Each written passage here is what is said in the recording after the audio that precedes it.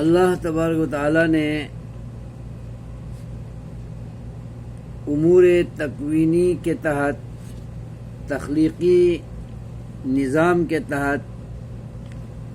ارشاد فرمایا ہے کہ الذی جعل لکم الارض فراشا والسماء بناء، کہ اللہ ہی نے اے انسانوں، اے دنیا کے باشندوں، جن و انس، اللہ ہی نے زمین کو بچھونا بنا کر، بچھا کر، ہموار کر کے تخلیق فرمائی ہے، والسماء بناء، اور آسمان کو چھت بنا کر عمارت کی طرح اونچا بنایا ہے، وَأَنزَلَ مِنَ السَّمَاءِ، اور آسمان سے بلندی سے، سما کا ایک معنی لغت کے اعتبار سے بلندی بھی ہے، اور اللہ کی امور تکوینی کے لحاظ سے آسمان ہے جو بلندیوں میں ہے، جو بغیر چھت کے ہے۔ تو آسمان یعنی بلندی سے اللہ نے پانی اور آب کا سلسلہ، آبپاشی کا سلسلہ، بندوں اور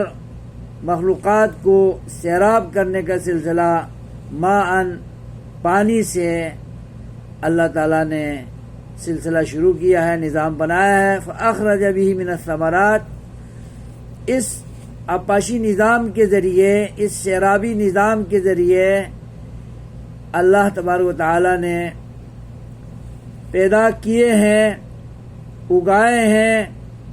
من الثمرات، بہت سے ہمہ اقسام پھل اور میوے، رزقا لکم، اے انسانوں، یہ تمہارے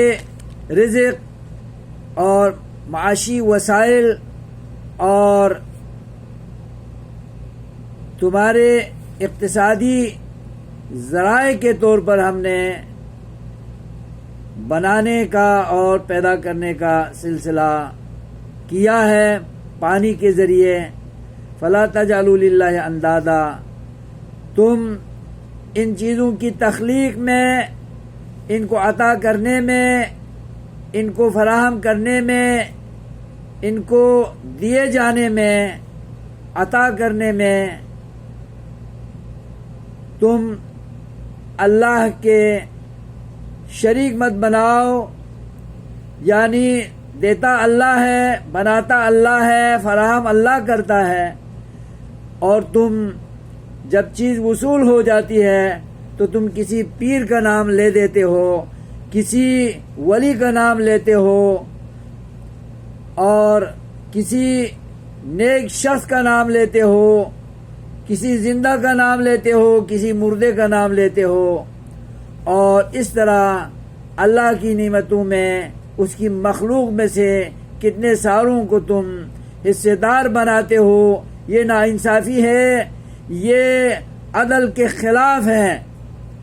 چونکہ ان چیزوں کا خالق، مالک، رازق اور عطا دہندہ اور فراہم کنندہ اللہ ہے، اور پھر اللہ کے ساتھ دوسروں کو اس میں شریک کرتے ہو، جو کہ بالکل ناانصافی ہے اور ان کا کوئی حصہ نہیں ہوتا۔ یہی اللہ بتانا چاہ رہا ہے۔ وَأَنْتُمْ تَعْلَمُونَ، درا حال ہے کہ تم ان چیزوں کو جانتے ہو کہ اللہ کی سوا ان چیزوں کو عطا کرنے والا، بنانے والا، فراہم کرنے والا اور پیدا کرنے والا کوئی نہیں۔ کسی کی طاقت میں ایسی چیزیں نہ بنانا ہے اور نہ فراہم کرنا ہے، نہ عطا کرنا ہے۔ بزرگوں، بھائیوں، دوستوں، بیٹوں، ماؤں، بہنوں اور بیٹیوں، یہ امور تخلیقیہ کے اعتبار سے مختصر اللہ تبارک و تعالیٰ نے آسمان و زمین کی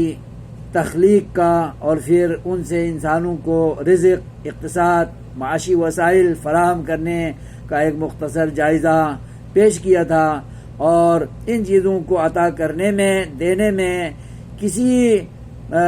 مخلوق کو بھی شریک اور حصہ دار بنانا اللہ کی حق تلفی ہونا اللہ تعالیٰ نے بتایا ہے، اور اصل حقوق کی نشاندہی اللہ نے کی ہے، جو کہ اصل توحید اور عقیدہ توحید ہے۔ اسی پر ہمیں جمنا چاہیے، اسی پر ہمیں چلتے رہنا چاہیے، اور اپنے نظریات، عقائد کو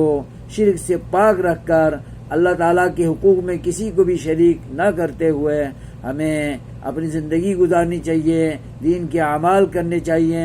دین کی جتنی بھی مسئولیتیں ہیں، ذمہ داریاں ہیں، ان کو ہم نبھاتے رہیں، اور اعمال کو شرک سے پاک صاف کر کے ہم اللہ کے حضور پیش کریں، تو قبول و منظور ہوں گے ہمارے اعمال، ہمارے عقائد، ہماری نیکیاں، ہماری حسنات۔ ورنہ شرک سے لت پت ہونے کی صورت میں، بدعات سے لت پت ہونے کی صورت میں، اللہ کو ناراض کرنے والی باتوں، نظریات، عقائد اور افعال سے لت پت ہونے کی صورت میں ہبا منصورہ ہو جائیں گے اعمال۔ قیامت میں تول کے اندر ان کا کوئی وزن نہیں ہوگا، اور اس دن پھر پچھتاوا ہوگا، اور پچھتانے کا کوئی فائدہ نہیں ہوگا۔ اللہ ہمیں سمجھ دے۔ والسلام علیکم ورحمۃ اللہ وبرکاتہ۔